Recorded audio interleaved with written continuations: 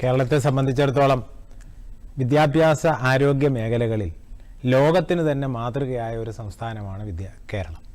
അതിലാർക്കും തർക്കമില്ല. ഈ അടുത്ത കാലത്താണ് അതിൽ തർക്കങ്ങൾ വന്നു തുടങ്ങിയത്. ആരോഗ്യ മേഖലയെ സംബന്ധിച്ചിടത്തോളം, വിദ്യാഭ്യാസ മേഖലയെ സംബന്ധിച്ചിടത്തോളം നമ്മുടെ ഒട്ടേറെ കുട്ടികൾ നമ്മുടെ ഈ രാജ്യം വിട്ട് പഠനത്തിനായി മറ്റ് രാജ്യങ്ങളിലേക്കും സംസ്ഥാനങ്ങളിലേക്കും ഒക്കെ പോകുന്ന ഒട്ടേറെ സീറ്റുകൾ ഇവിടെ ഒഴിഞ്ഞു കിടക്കുന്ന ഒരു സാഹചര്യമുണ്ട്. നമ്മുടെ ഒരു പൊതു രാഷ്ട്രീയ ഘടന നമുക്കറിയാം. ഈ കോളേജ് വിദ്യാഭ്യാസവുമൊക്കെ ആയി ബന്ധപ്പെട്ട ഈ അടുത്ത കാലത്തൊക്കെ നടക്കുന്ന പ്രയാസങ്ങൾ, കുട്ടികൾ കോളേജിൽ വന്നാൽ, ഗവൺമെൻറ് കോളേജിലും ഒക്കെ വന്നാൽ എത്രത്തോളം അവർക്ക് പഠിക്കാൻ പറ്റുന്നു, അതിന് പഠിക്കാൻ പറ്റാത്ത സാഹചര്യം ഉണ്ടാക്കുന്നത് ആരാണ്, യൂണിവേഴ്സിറ്റിയിൽ നടക്കുന്ന പ്രശ്നങ്ങളൊക്കെ നമ്മൾ ഓരോ ദിവസവും കണ്ടുകൊണ്ടിരിക്കുകയാണ്. അതൊക്കെ ഒരു പൊതുസമൂഹത്തിൻ്റെ ഒരു ചർച്ചയ്ക്ക് വിധേയമാക്കേണ്ട കാര്യമാണ്. ഞങ്ങളെ സംബന്ധിച്ചിടത്തോളം ഇപ്പോൾ അധിക പ്രവൃത്തി സമയം എന്നുള്ളതിനെ സംബന്ധിച്ചിടത്തോളം അധ്യാപക പ്രസ്ഥാനത്തിൻ്റെ പ്രവർത്തകർ അല്ലെങ്കിൽ അധ്യാപക സംഘടനയെ സംബന്ധിച്ചിടത്തോളം നമ്മൾ പോർഷൻ തീർന്നില്ലെങ്കിൽ എക്സ്ട്രാ ക്ലാസ് എടുത്ത് കുട്ടികൾക്ക് കൃത്യമായി പോർഷൻ കവർ ചെയ്ത് കൊടുക്കുന്ന ഒരു സാഹചര്യമാണുള്ളത്. ഇവിടെ ഞങ്ങളതിനെ ഈ സമയമാറ്റത്തെ അശാസ്ത്രീയമെന്ന് പറയാൻ കാരണം, നമ്മുടെ 1 മുതൽ 10 വരെയുള്ള അല്ലെങ്കിൽ 12 വരെയുള്ള സ്കൂളുകൾ, 12 മാറ്റി നിർത്താം, +2-നെ വേറൊരു ബ്ലോക്കായി മാറ്റി നിർത്തിയാൽ, ഇപ്പോൾ 1 മുതൽ 4 വരെയുള്ള കുട്ടികൾ, 5 മുതൽ 7 വരെയുള്ള കുട്ടികൾ, 8, 9, 10 ക്ലാസ്സുകളിൽ 3 സമയത്ത് അല്ലെങ്കിൽ 2 സമയത്ത് ബെല്ലടിക്കേണ്ട ഒരു സാഹചര്യം.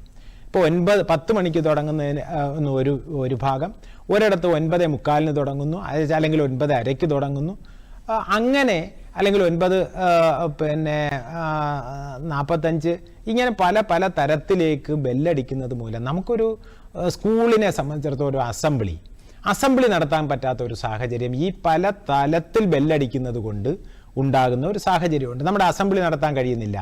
നമ്മുടെ രാവിലെ ഈ സ്കൂളുമായി ബന്ധപ്പെട്ട പ്രവർത്തനങ്ങൾ ചിട്ടപ്പെടുത്തുന്നതിന് ഇത്, പിന്നെ ഏറ്റവും പ്രയാസകരമായത് സ്കൂൾ ബസ്സിനെ സംബന്ധിച്ചിടത്തോളം. സ്കൂൾ ബസ് ഇപ്പോൾ ഒരു 5ാം ക്ലാസ്സിലെ കുട്ടിയും 8ാം ക്ലാസ്സിലെ കുട്ടിയും ഒരു വീട്ടിൽ നിന്ന് വരുന്നു. ആ കുട്ടി ഏത് സമയത്ത്, അപ്പോൾ ബസ്സിനെ സംബന്ധിച്ചിടത്തോളം 2 സമയത്ത് സ്കൂളുകൾക്ക് ബസ് അയക്കാൻ കഴിയുന്ന ഒരു സാഹചര്യമല്ല. അപ്പോൾ നമ്മുടെ ഒരു 10-20% കുട്ടികൾ ഇപ്പോൾ സ്കൂൾ ബസ്സുകളെ ആശ്രയിച്ചാണ് സ്കൂളുകളിലേക്ക് എത്തിച്ചേരുന്നത്. അത് വലിയൊരു പ്രതിസന്ധിയായി നിൽക്കുന്നുണ്ട്. പിന്നെ ഈ കോടതി വിധി എന്നൊക്കെ പറയുമ്പോൾ, കഴിഞ്ഞ വർഷം നമുക്കറിയാമല്ലോ, ഈ ഗവൺമെൻറ് ആരോട്, ഇവിടെ നേരത്തെ സമസ്തയുടെ ആളുകൾ ഒക്കെ പറഞ്ഞ ഒരു ഒരു കാര്യത്തിലും ക്രിയാത്മകമായ ചർച്ച നടത്താതെ പ്രഖ്യാപനങ്ങൾ മാത്രം നടത്തുന്ന ഒരു സാഹചര്യത്തിലേക്ക് കാര്യങ്ങൾ പോകുന്നത് കൊണ്ടാണ്. ആരോടും ആലോചിക്കാതെ QIP സംഘടനകളുണ്ട്, അതുപോലെ അതിൻ്റെ മോണിറ്ററിംഗ് സമിതിയുണ്ട്, പിന്നെ അധ്യാപക സംഘടനകളുണ്ട്. അധ്യാപക സംഘടനകൾ വളരെ ക്രിയാത്മകമായി ഗവൺമെൻറ്റിൻ്റെ അത് ഏത് സർക്കാർ വന്നാലും വളരെ കൃത്യമായി ഈ പൊതുവിദ്യാലയങ്ങൾ മെച്ചപ്പെടണമെന്നുള്ള കാര്യത്തിൽ അധ്യാപക സംഘടനകൾക്ക് യാതൊരു തർക്കവുമില്ല. അത് വളരെ ശാസ്ത്രീയമായി അധ്യാപക സംഘടനകൾ ഈ കാര്യങ്ങളിലൊക്കെ അഭിപ്രായം പറയുന്നവരാണ്. ഞങ്ങൾക്കാണ് അതിനെ സംബന്ധിച്ചിടത്തോളമുള്ള അനുഭവങ്ങളുള്ളത്. അതുകൊണ്ട് കൃത്യമായി ഞങ്ങൾക്കത് പറയാൻ കഴിയും. പക്ഷേ ഞങ്ങളോട് ആരോടും ചോദിക്കാതെ പിന്നെ സ്കൂൾ പ്രവേശന ഉത്സവത്തിൻ്റെ അന്ന് 220 പ്രവൃത്തി ദിവസം, എല്ലാ 6ാം പ്രവൃത്തി ദിവസം ഉൾപ്പെടെ 220 ശനിയാഴ്ചകളെല്ലാം പ്രവൃത്തി ദിവസമാക്കിക്കൊണ്ട് ഒരു കലണ്ടർ ഏകപക്ഷീയമായി പ്രഖ്യാപിക്കുന്ന ഒരു സാഹചര്യം ഉണ്ടായി.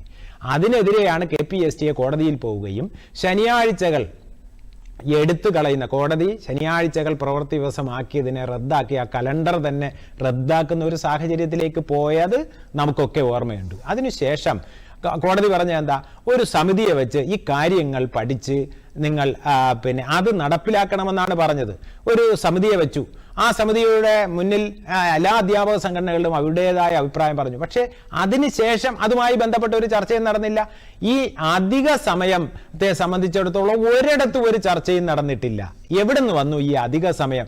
നമ്മുടെ ഈ സമയത്തിനുള്ളിൽ തന്നെ നമുക്ക് കൃത്യമായി പോർഷനുകൾ തീർക്കുന്ന ഒരു സാഹചര്യമുണ്ട്. ഇത്രയും പ്രയാസപ്പെട്ട ഒരു അധിക സമയം, ഇത്രയും ബാധ്യത ഉണ്ടാക്കിക്കൊണ്ട് ഒരു അധിക സമയം ഉണ്ടാക്കേണ്ട കാര്യമില്ല എന്നാണ് ഞങ്ങളുടേതായ. പിന്നെ 1100 മണിക്കൂർ അത് എവിടെ നിന്ന് വന്നു എന്നറിയില്ല. KER-ൽ കൃത്യമായി പറയുന്നുണ്ട് 220 പ്രവൃത്തി ദിവസം ഹൈസ്കൂളുകളിൽ.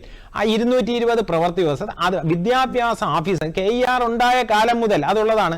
വിദ്യാഭ്യാസ ഓഫീസർമാർക്ക് 20 ദിവസം എക്സംഷൻ കൊടുക്കാൻ. അങ്ങനെയാണ് നമ്മൾ 200 പ്രവൃത്തി ദിവസത്തിൽ കേരളത്തിലെ വിദ്യാഭ്യാസം ലോകത്തിന് തന്നെ മാതൃകയായി നടന്നപ്പോഴൊക്കെ 200 പ്രവൃത്തി ദിവസമേ ഉണ്ടായിരുന്നുള്ളൂ.